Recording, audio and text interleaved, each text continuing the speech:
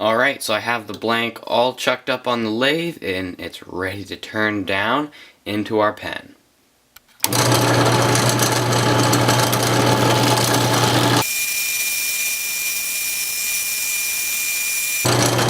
Just a trick to see if the object is round, you can take the tool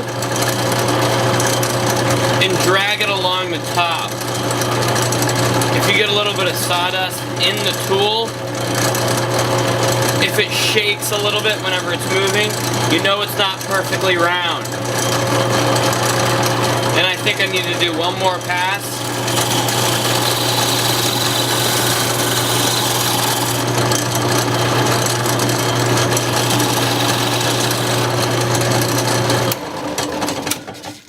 Now we have a round blank here. Now I'm going to go ahead and go in with the parting tool and get the correct diameter. And I'm going to use my calipers here and measure the distance of these bushings. And I want to get it just the size of the bushing, so it's the exact size. But then I'm going to make it a little bit bigger, because in the middle I want it to be bigger so it has just a little bit of a subtle crest. That's what I like, just not too much of a crest, but enough that it is just barely noticeable. And then I'm also leaving room for sanding, so this is the perfect size. And now I'm going to go ahead and turn this on and part in until we have the correct size.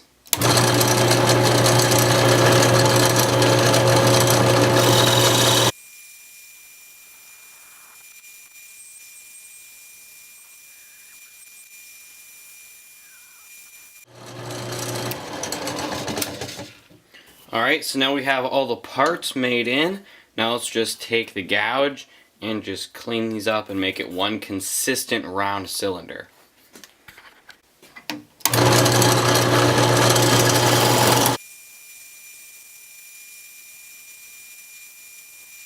Now I'm going to take the skew and just start to flatten all of this out and get rid of like the parting tool marks and clean it up a little bit.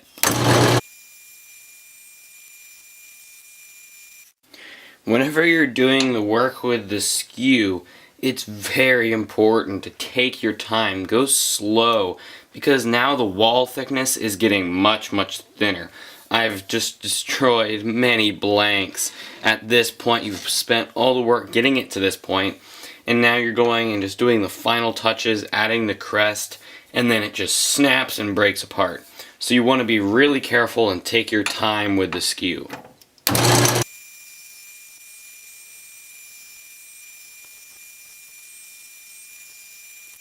Alright, now I have this turned down pretty good. It looks nice. Now I'm going to go ahead and do the sanding, but before you ever sand anything, you always remove the tool rest. That's the most important thing. You never do any sanding with the tool rest in. Your fingers, anything gets sucked in, and that will hurt a lot. And it might do more than just hurt. So now I can sand without having to worry about anything getting caught.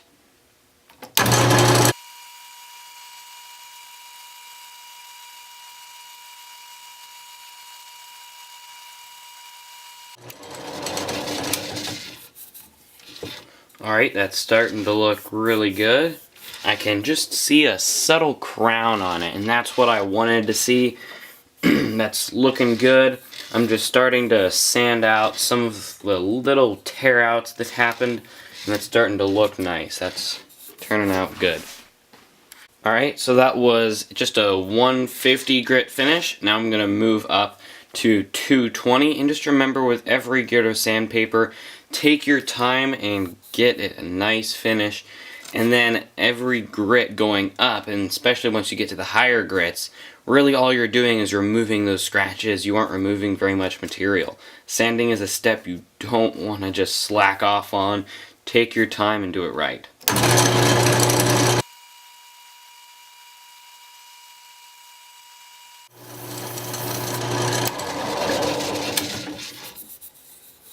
Alright, that's starting to look pretty nice.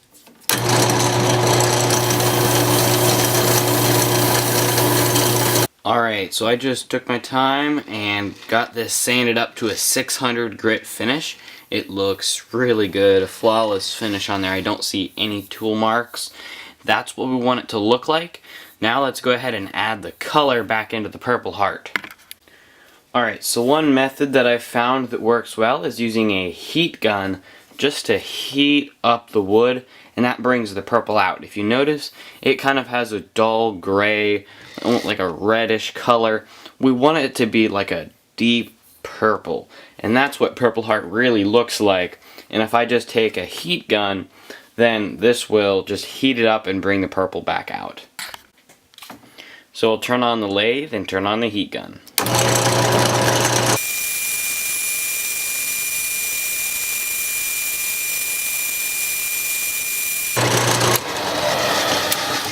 Alright, now you can see it has that deep purple, and it's just amazing watching the color come out. Just by using heat, it actually turns the wood purple. This is just one of the craziest woods I've ever worked with. Now we'll go through with just 600 grit and knock it down smooth again because it just raised up some of the edges of the grain with the heat. So let's go ahead and do that. Alright, now we're starting to see purple on the sandpaper. This really is one of my favorite woods. Alright, now for my favorite part, which is putting the finish on the wood. It's just watching the grain come to life. Basically, actually for a second time because we already put the heat on it. But I'm putting a lacquer finish on here, and it just brings out the richness of this wood. And we'll do a few coats of lacquer, and we'll just apply it with this rag. And I can already see what it looks like.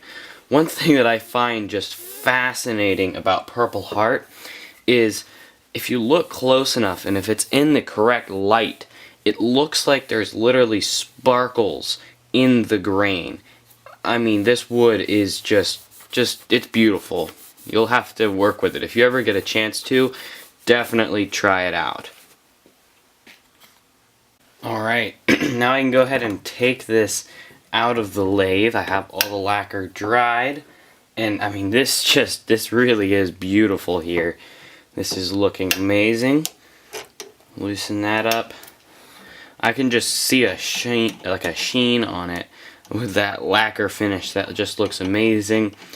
And oops, with those little brass end pieces there that it has on it, you can just see how well the Purpleheart mixes with brass. It's like the perfect color for it. And here's our finished pen blank, and this just looks phenomenal. I am really happy with how this turned out.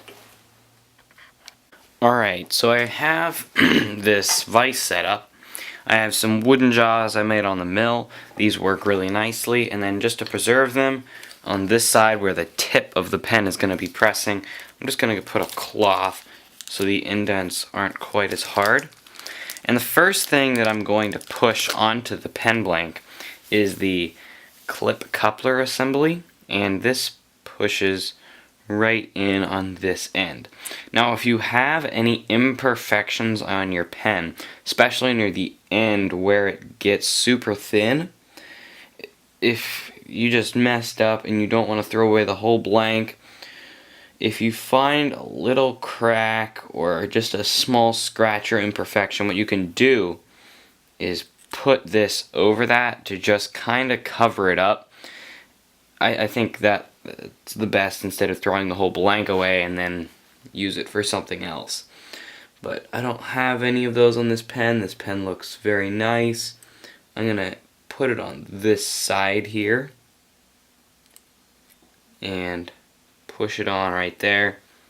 And now what we're going to do is put it in the vise and start to clamp it on. And it's very important that when you're clamping these on, they go in straight. If these don't go in straight, then that would really not be good. That kind of ruins the entire pen. So make sure these are pressed on straight. Right there is good. Yeah, that looks beautiful.